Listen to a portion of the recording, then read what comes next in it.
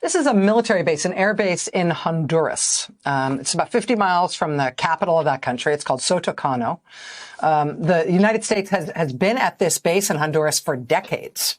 The largest U.S. military task force in Central America operates out of this base. This is the base where U.S. presidents and vice presidents have flown into and been received by Honduran officials for more than 40 years.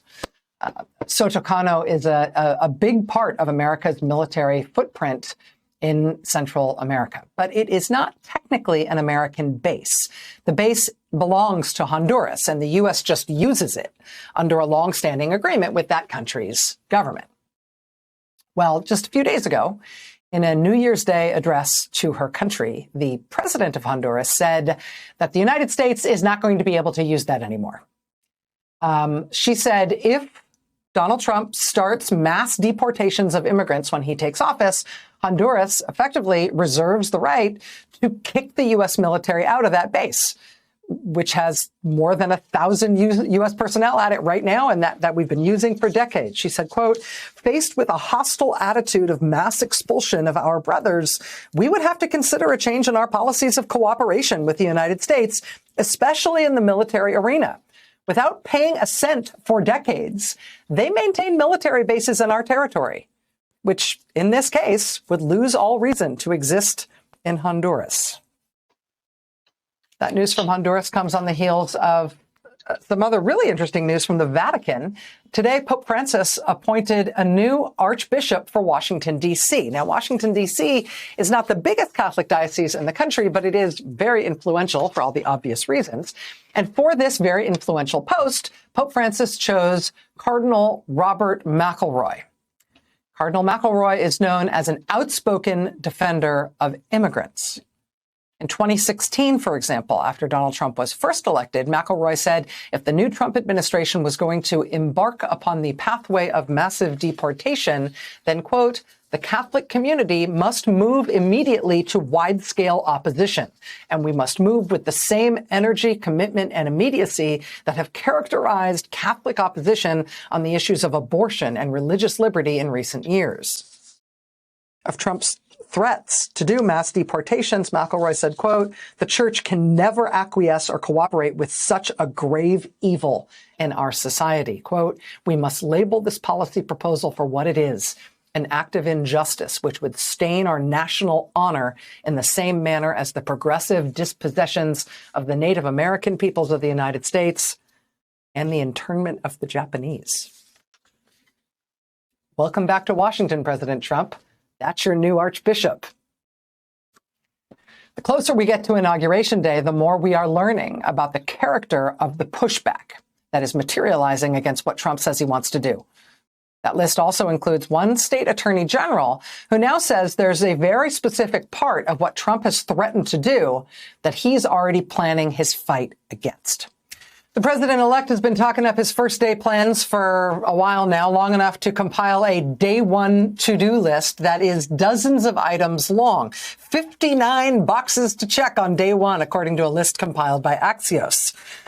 End the Russia-Ukraine war, day one. Nearly 3 years of grinding conflict. Trump says he will settle it in a day. Also, pardon the people who attacked the Capitol on January 6th, day one. He says he'll get going on that in the first 9 minutes. Begin mass deportations, day one. Round up at least 11 million people living in the United States. Also, end birthright citizenship.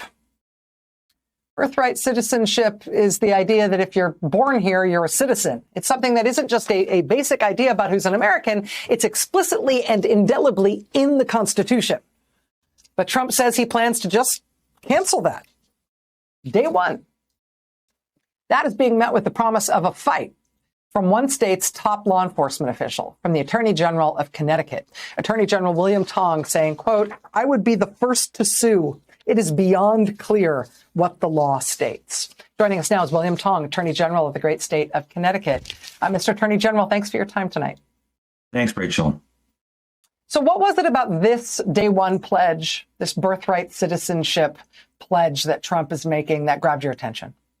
Well, it's very personal for me and millions of Americans. Like millions of Americans, My parents came here with nothing. My dad had 57 cents left in his pocket, to be exact, when he arrived in Hartford, Connecticut.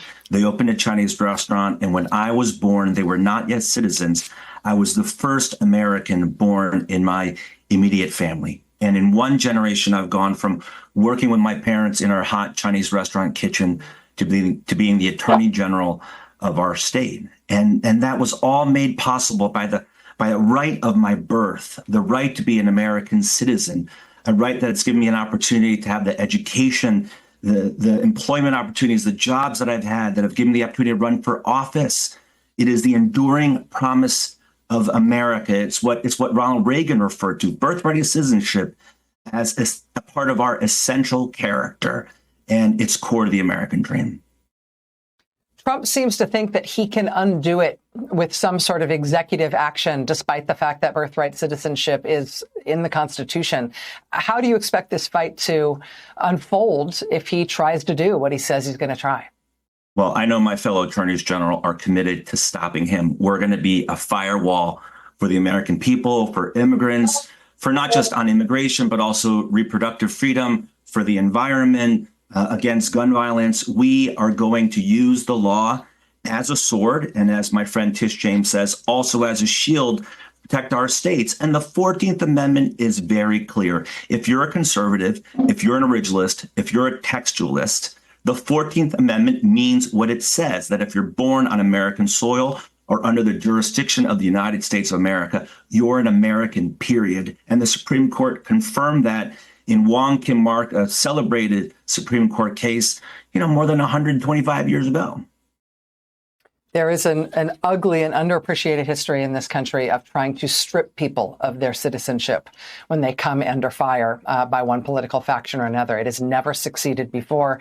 I have a feeling we'll be seeing you and your fellow attorneys general fighting another successful fight along these lines, sir. But keep in touch with us as this unfolds. I'll be eager to see how the strategy works here.